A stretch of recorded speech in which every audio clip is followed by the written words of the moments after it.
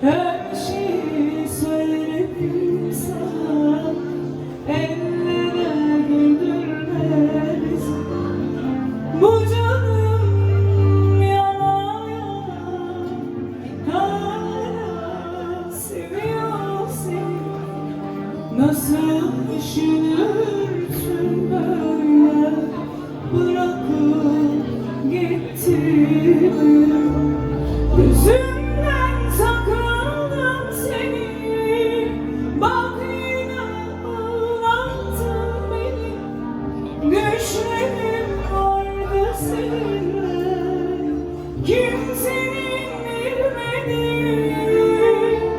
Gözümden sakındım seni, bak yine ağlattın beni. Düşlerim vardı seninle, kimsenin bilmediği. Gözüme baka baka, yakma gençim. Her şeyi söyledim sana, ellere güldürmelisin.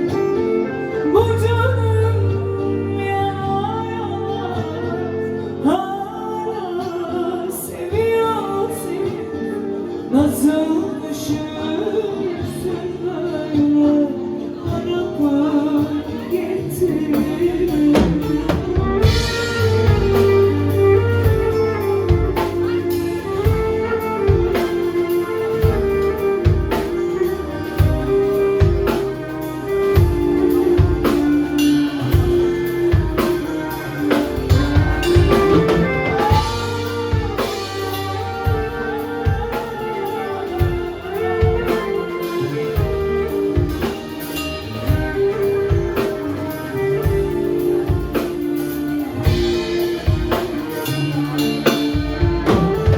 Gözümden sakındım seni, bak yine ağlattın beni.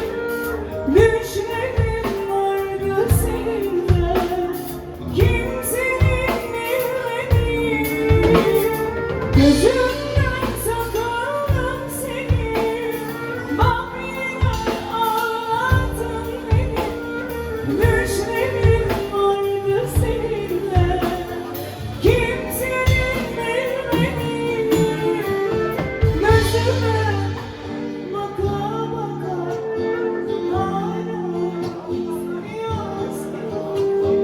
Nasıl düşünürsün böyle, bırakıp gittin.